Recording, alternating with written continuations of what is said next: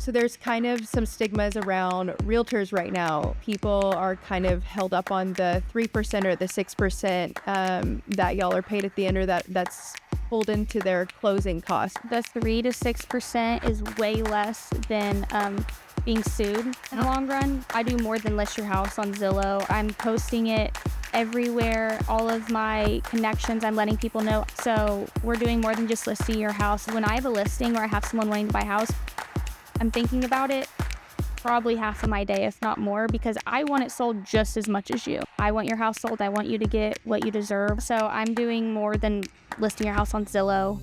It's way more than that. So today we have in Jourdan Guinn with EC Legacy. She's a realtor, and she's going to tell us today kind of how she got started in the industry. So Jourdan, how did you get started?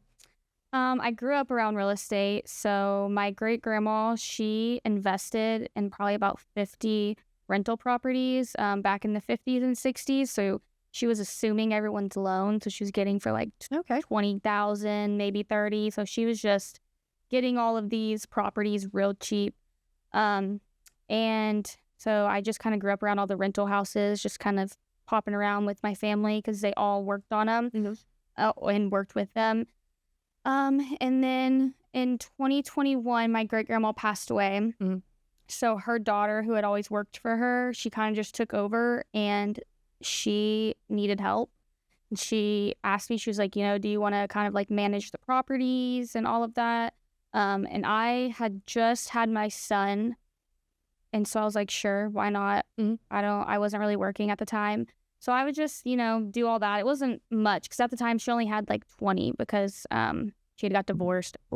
She had got divorced and, they had to split them all, whatever. Yeah. So she had like 21 at the time. So I was just, managing all those. It wasn't really much to it. And actually, when I was 19, I did real estate school, but I just didn't do anything with it. And so I just was, I didn't use it. I wasted my time and my money. Yeah. And so then. So you thought? Yeah, I thought I was going to be a realtor. So then when I did that for about a year, and I was like, I think I want to be a realtor now. I was like, I've been working around it. I just think that it'd be fun. So I went to school again. Yeah. And it was easy. The second time around, I felt like I kind of seen all of it before. Yeah. And in 2023 of August, I became a realtor. I started with EC Legacy. I've been there ever since. And so I'm still managing the properties that she has left, and also, doing my own thing. So that's kind of how I got started. It was just a family affair. Okay. And what would you say, there's a lot of realtors that are coming into the real estate sector, but also a ton leaving right now.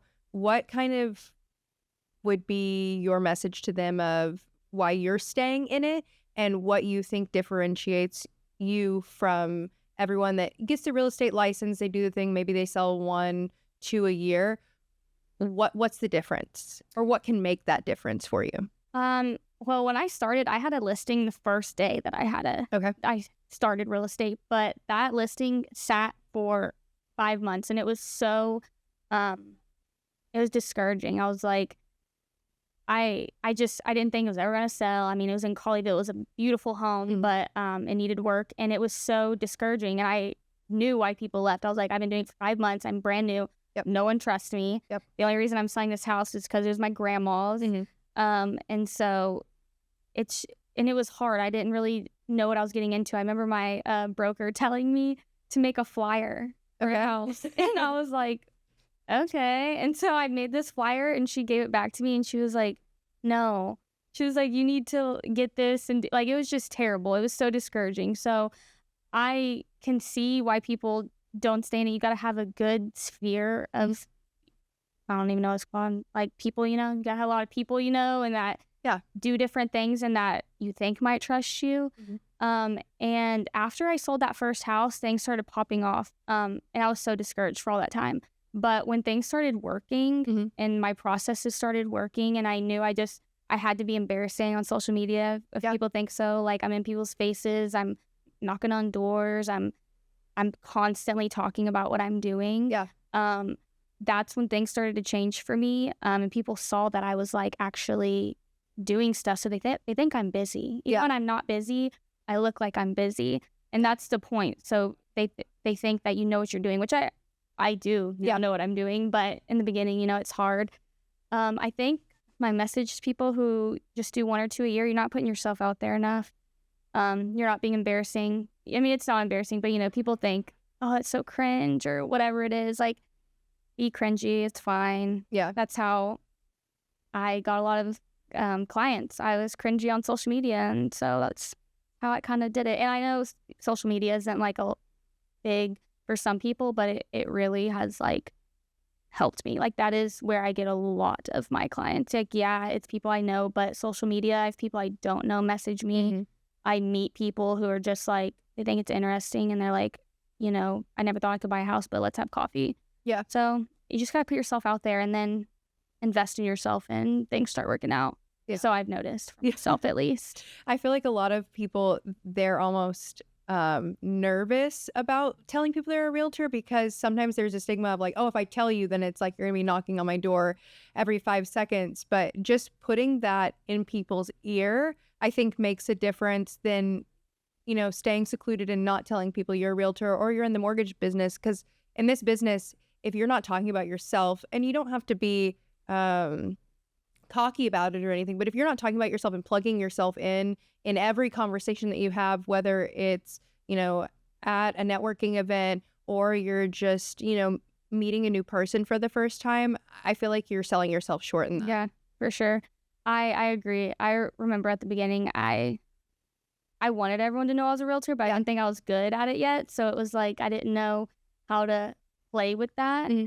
But now, like, I mean, everyone at my son's Mother's Day out now, like, I bring them drinks and I'll put my card on it. Like, just subtle ways. Like, I let people know what I do because I'm confident in myself now. I know I can help you one way or another if you're buying or selling or just renting at the time. Yeah. So yeah, I definitely, anytime, what do you do? I ask people. I used to not do that. Now I'm like, what do you do? Because then they're going to ask me what I do. Yeah. And I do want to know what you do, but I want you to know what I do. Yeah. So definitely, you got to let people know. For sure. Like, I didn't even know you were in mortgage for a long time.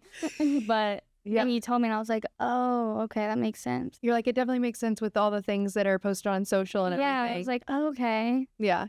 I feel like people just aren't as open about it, which we shouldn't be like that. We should be open about it. But it's just hard because they're like, oh, you're a lender, or you're in mortgage, or you just want to piggyback off of me, or you want to do whatever. Yeah. But I really do feel like mortgage and real estate is a team. Mm-hmm. And just because if we don't close a loan that you have, maybe we can, teach your buyer what they can look for with the lender that they are going with.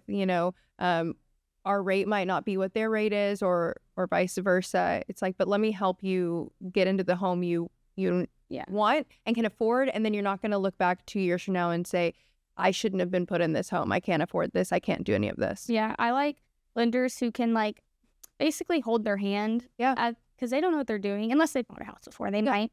But if someone's on the position, like putting them on a plan, like a 2-year plan, a 1-year plan, like you need to do A, B, C, and D, like lenders who really put themselves into the person's situation and like let them know what they can do. So in a year you can buy a house. Like that's so important.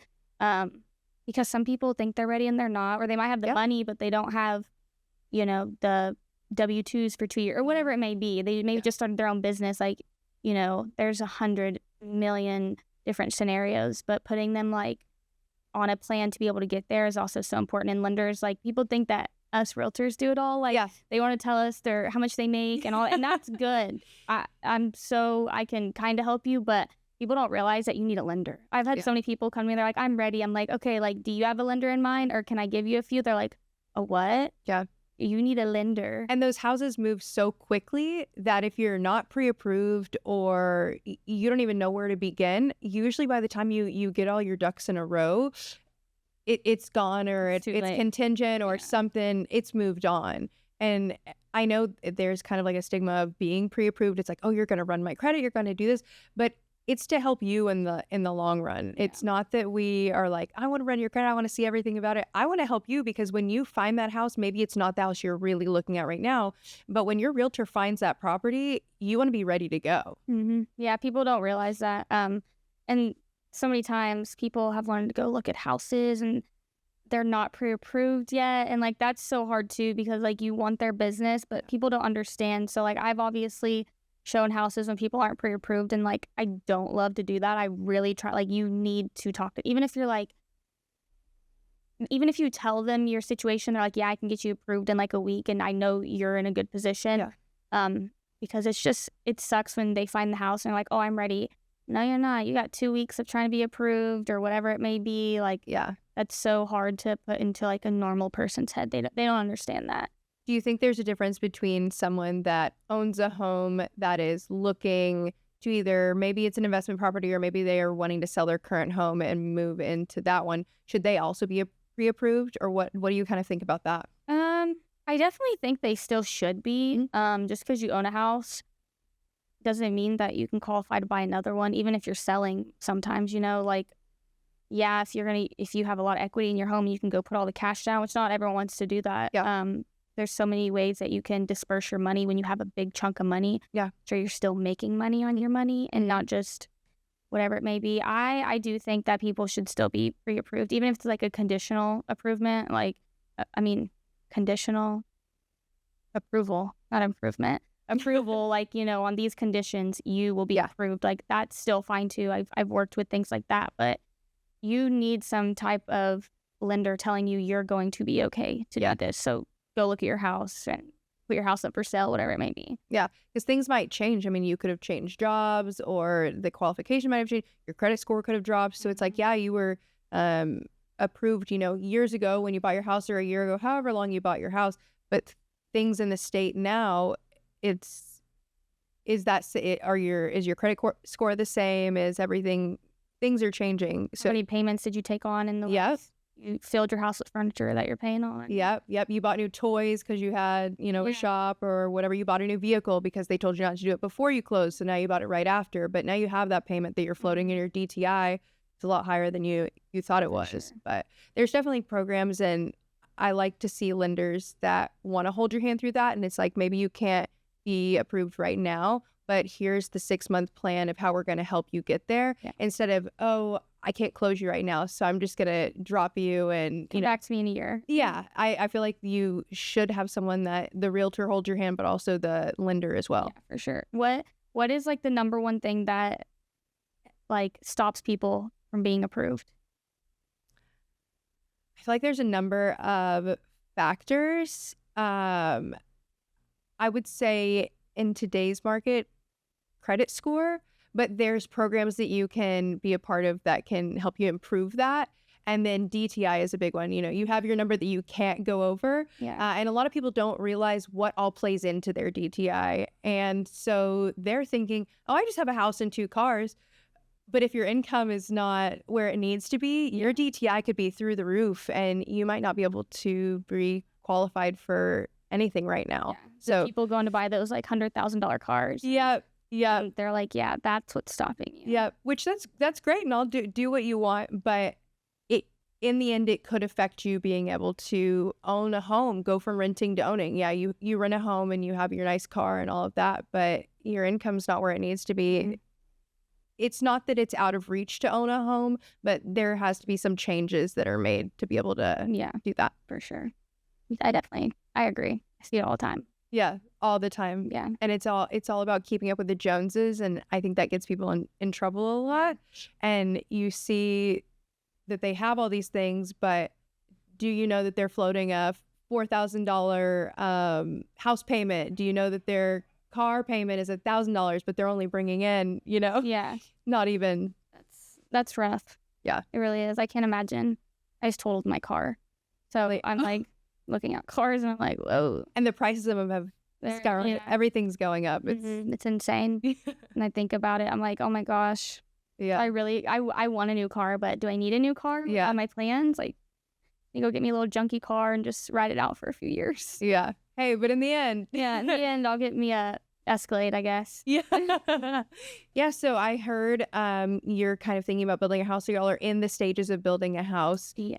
What would did you do the pre-approval aspect of a construction loan, or kind of walk me through how that home buying process even went from land to where we're at? Okay. It really is crazy. So me and my husband, we actually were under contract for a home in Rome in a neighborhood, a brand new home. We were so excited. We had our house for sale. Okay. So it was like a contingency. Mm-hmm. So we're like maybe 2 months into it, our house still hasn't sold. Okay. And we went to Mexico with all of our family for a wedding. Okay. All of our family lives in Wise County. Well, like most of them. And everyone at the wedding was literally from their town. Like it was our family, but it was just like all these friends, and everyone was like just talking about how they love Decatur and love Wise County and blah, blah, blah. And it was just like, me and my husband didn't talk about it. We just were like, oh, this is so cool. Like everyone knows each other. It's so fun. And we got home and we were both like, what do you think about like getting out of our contract on our house and maybe going to buy some land or something like that? And I was like, oh, you're thinking that too? Like I was thinking that. So we canceled our contract with our house in Rome. Okay. And our house sold like the next week. When we got there, someone was like, yeah, we want to buy it. And so we were like, oh, okay, this is like fine. So we started looking for land, and we were looking all over like North Texas really, but we wanted to be in Decatur. Okay. But there was not a lot of options at the time. Yeah. And we found 2.5 acres out there. Okay. And I've never helped anyone buy land before. Yeah. This was my first time. I just did houses. Luckily, it was with myself because I screwed up like big time. Yeah. I didn't really have guidance, so I didn't really know what I was looking for. And we bought this 2.5 acres. We knew there were some restrictions. We read them over.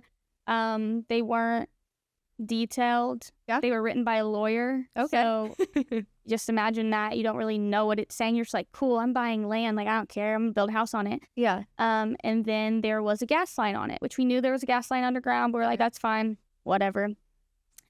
We found out after the purchase and everything that the gas line is like 100 years old, and it's not deep enough into the ground to put utility over it, because like one of the restrictions on the land was you had to have all your utilities underground, which we didn't know. It was like $40,000 to put utilities underground. We were just like, okay, whatever, right? Okay. So the gas line wasn't low enough under the ground. So then we would have to dig deeper, which was even more money. And we were just coming into so many problems, and we were like defeated. I was like, I didn't know these things. Like, I feel like I failed us. Like, I just didn't know all of these things. I never built a house. I never bought land. Yeah. So in the 2.5 acres, there was 3.5 acres in front of us that was for sale. Okay. So I was like, let's buy the 3.5 acres. So we got a loan on the 2.5 acres, and we had cash now. We had cash from our house. The house had been paid off years ago. So we had all this cash, and we were like, we want the 3.5 acres. We didn't know if anyone else was looking at it. We needed the 3.5 acres. It wasn't that we wanted it, we needed it. So we went and paid cash for the 3.5 acres. So now we had like over 5.5. So like, okay, let's build on the front lot. Okay. So we start building. Wasn't really a problem. Everything's going good. We got our foundation laid. We got the pier and beams. The pier, I guess. Oh, the piers that go down before the concrete. Yeah. Yes, like yes. everything's going good, right? And the developer for the land calls us one day, and he's like, "What are y'all doing?" And we're like, "Building a house." What do you mean? What are we doing? He's like, "Did you read all of those restrictions?" I'm like, "Yeah, I read them all."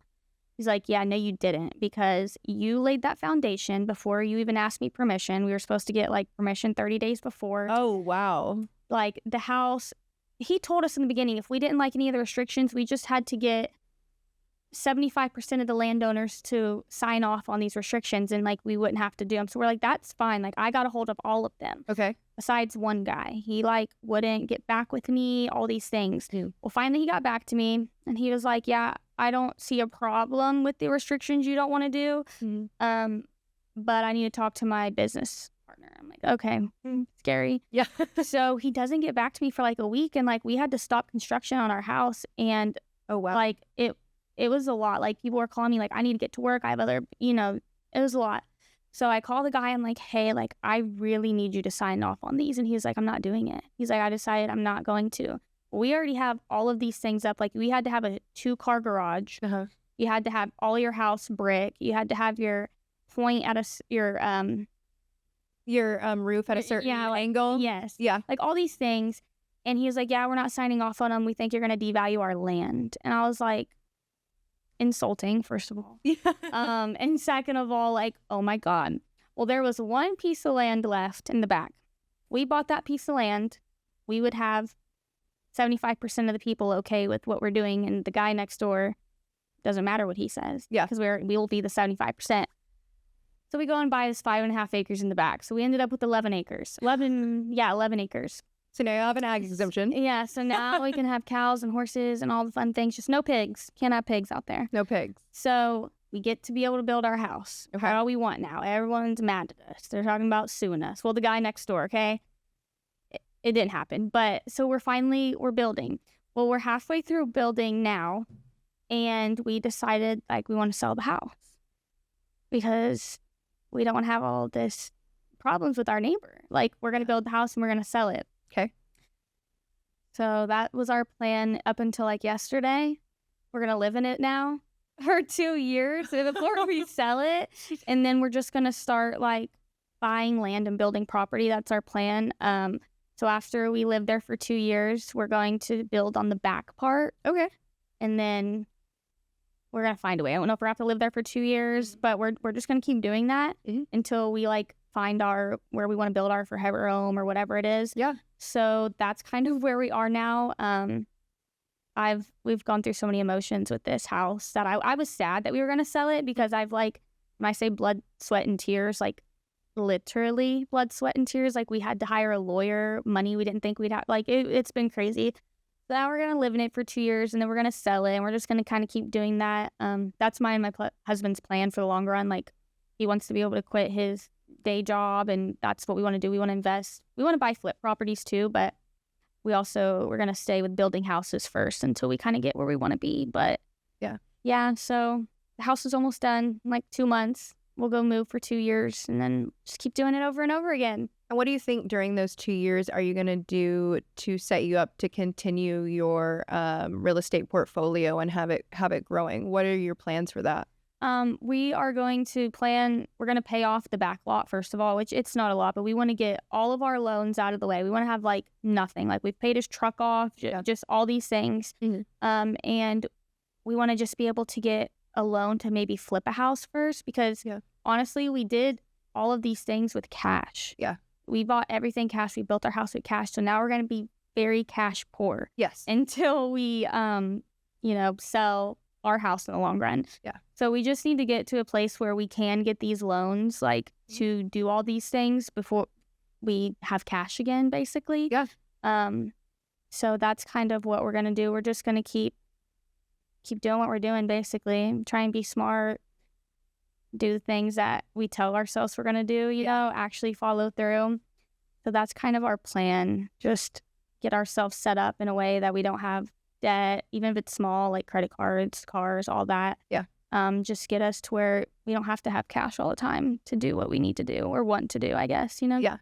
Would you suggest, when looking for portfolio properties or places that you want to build your portfolio in, do you think they all should stay centralized? Or I know you said your grandma had a lot of properties around. Were they in a centralized location, or do you think it's possible to have them in different areas? Definitely possible to have. It's good to have them in different areas. My grandma did all have hers in DFW. Yeah. But in the world right now, people want to be away. Yeah. They want to have their own, even if it's 2.5 acres. Like, we were happy with 2.5 acres. Like, they want to have a place that they can have a family, grow their plants, grow their food, their vegetables. People want to be away now. And so I think to have small properties, like, in centralized areas, and then have some that are out far that, bring in even more big bucks, because it ain't cheap to live on land, Yeah. So I think it's really good to have both. But if you can't, I mean, even centralized, my grandma had all her properties in DFW, and it built a legacy for me and my family. Like, I wouldn't be able to do this without her. our homes were given to us Yeah. by her. She left them for us. Like, that's how I even had cash to do what I wanted. Because, I mean, I'm 26, my husband's 27. I was like 20, just turned 25 when we started doing this. I didn't have money to do all these things. I would not be where I am right now without my great grandma leaving like this legacy to us. So that's what me and Garrett are trying to do. We want all our kids to be taken care of in the long run. We don't want them to be brats and everything's handed to them, but I want my kids to be taken care of where they have something to lean on. Even if they want to continue the business, go ahead. Or if you don't want to, like, at least you have that. So you are set up in a way. Well, and I feel like generational wealth is huge. And I think investment properties and real estate is one of the ways that you can get there. I would say now it's a little bit harder because if you don't know how to start, like you said, it's really overwhelming, and you get into things that you're like, how am I going to get out of this? I didn't see this happening. Would you say that a realtor could help you kind of navigate through those scenarios of starting a portfolio if someone ever wanted to do that?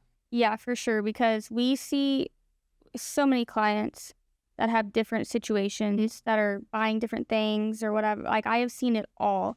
Maybe not yet, but I've seen so much that I can tell people, like, you need to look for this, you need to look for that. Like, people on my team all the time, they call me now because they know I went through so much. Yeah. Like, just last week, 2 of my teammates called me and they're like, hey, I'm helping someone buy land, or I'm buying land. What do I need to look for? And I'm like, do you have an hour?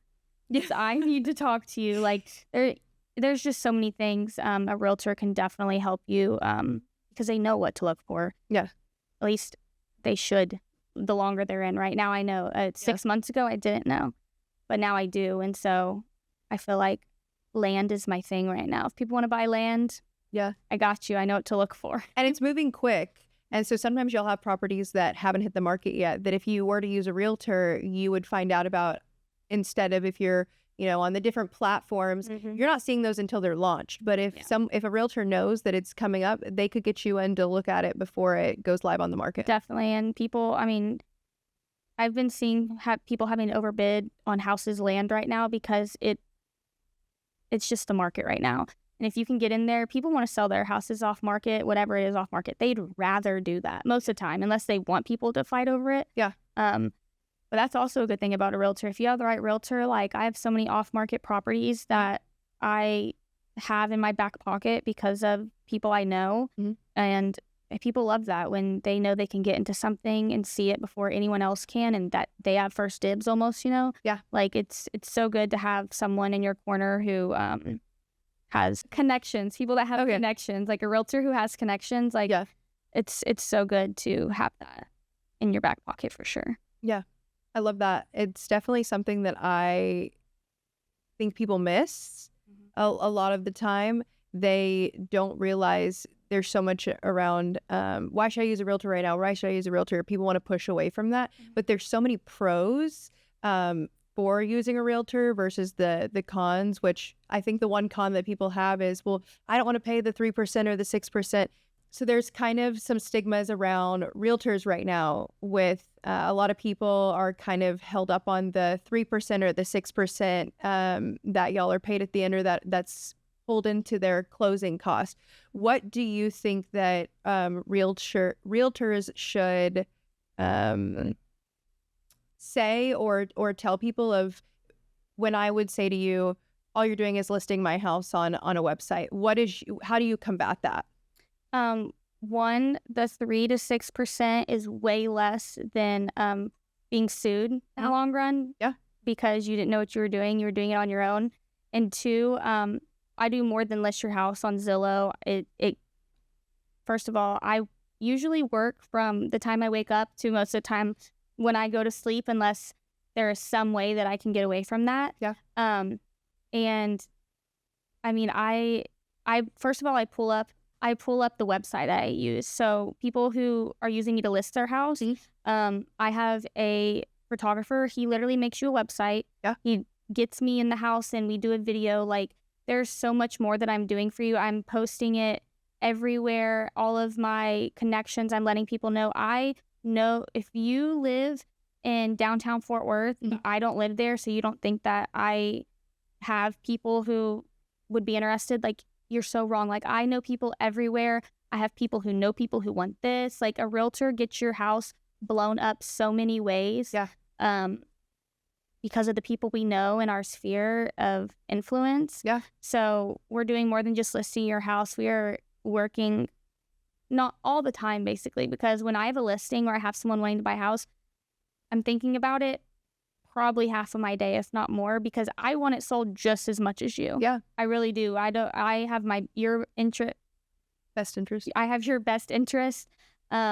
I want your house sold. I want you to get what you deserve, or top dollar, whatever it may be. Like, I want you to come out on top just as much as I want to come out on top, right? Yeah. So I'm doing more than listing your house on Zillow. It's way more than that. Yeah. And I think sometimes even I had a realtor that came out to my house and fixed a water spigot, because that was one of the things that was contingent upon the house selling. Is they're not just,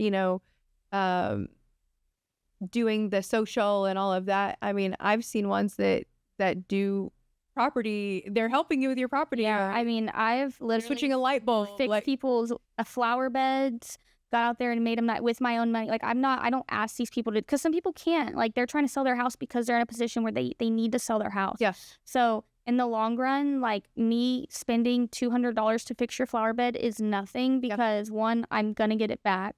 And two, it's helping you and it's helping me. Like, I don't want people to go to a property that I have for sale and it looks terrible. Like, not only is that a bad representation of me and the seller, like, oh, she'd let them list their house like this. Like, that's not a good look. Yeah. And, just because you're coming with a realtor to look at my house doesn't mean that's going to be a realtor forever. Yeah. So I always keep that in the back of my mind. People might hate their realtor that they're with. Well, they know that they went to one of my listings and they saw everything laid out when they got there, and I did A, B, and C, and they thought that was so cool. And then they noticed their realtor isn't doing that. Like, I might get a phone call from you one day. And so I do try and go above and beyond for people. And, it sucks when you go into someone's house when they want to sell it and you have to, like, tell them what they need to do. Sometimes it's so awkward, but I just try and make it, like, I love this.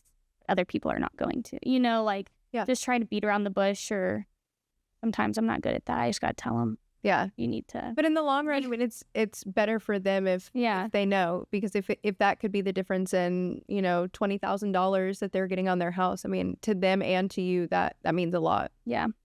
But, like, listing your house at the right price is so important, because if you list it higher, in the long run, you are going to make less money because your house is going to sit, and then you got to lower it again. And then, like, if you just priced your house right and did the things that I told you, I'm not, like, not trying to tell you what to do, but I'm trying to help you get to where you want. Like, if you just listen to me, maybe do this, like, your house isn't going to sit for 3, 4, 5 months. Like, no one wants that. It might, depending on the area, of course, like, average day on market. But, like, if you just listen to your expert realtor, if you hire the right one, like, you will see what you want to see most of the time. Yeah. And what do you think going into the new, the spring market that's here, the spring buying market, what do you think we're going to see out of these coming months? I think we're going to see a lot of overbidding on houses. I think everyone is getting, like, a little pep in their step to buy, because people are tired of paying rent. Yeah. And a lot of people, you convert them from renters to sellers because you let them know, like, look at what you're paying in rent. Yeah. You have 2 dogs, right? So then you had to pay $1,500 just to get your dogs in. Then you had to pay first month's rent and a deposit of the same price. Like, that's earnest money right there. Yep. And people don't know there's down payment assistance. Like, there's so many programs that people don't know about. So I think that the next few months are going to be crazy, because people are realizing they don't want to spend $2,500 a month on rent when they could be putting that towards a mortgage. Yeah. And it's more attainable than they think with those assistance programs that you mentioned. You don't have to have $30,000 sitting in the bank. No. And I think that the first step of buying the house, that big chunk of money, like, I feel like people don't realize that that's not going to be every month. Like, just do it that one time. Yeah. And then it's going to pay off. Like, you're obviously not going to pay that every month. You know, it's more, definitely more attainable than people think. People that are young, even myself, like, I just remember my grandparents telling me just a few years ago, like, you're too young, like, you're not going to have 20% in the bank to put down and all these things. And I'm like, I don't need 20% anymore. Like, I mean, depending, right? But people don't realize, like, 3.5% FHA. Yeah. There's just so many other avenues that people can take. And especially those veterans need to use your VA loan. Oh, yeah. Yeah. 100%. 100%. There needs to be more education around that because it's just sitting there waiting to be used. And I don't think they know enough about the ways to maximize it that they should. I mean, they could also start their own real estate portfolio with that, with those benefits. So people don't. My grandpa's in his 70s. He's never used his VA loan. Really? I'm like, man, like, you still have time. yeah, You still have to, but that's the thing though. You still have time. yeah. If he ever wanted to. He actually, he does want to use it. We're actually working on that right now. But I'm like, you've never used your VA loan? He's like, no, like, I've always bought my houses in cash. I'm like, that's awesome. How'd you do that? But you need to use that. Yeah. You could have had the same thing with the VA loan. You could have literally had that cash in your hand still. Yeah. But yeah, a lot of veterans, they don't know. Good. They need to be more educated on that. Yeah. Education is key when it comes to using different benefits that are out there for everybody. For sure. Yeah. Well, thank you, Jourdan, for coming in today. It was a pleasure talking to you, and I hope we can partner more and have more of these conversations. Yeah, thanks for having me. It was fun. We'll definitely partner up. Awesome. And thank you so much for watching SurePath Lending. Make sure to like, subscribe, and share our videos. Talk soon.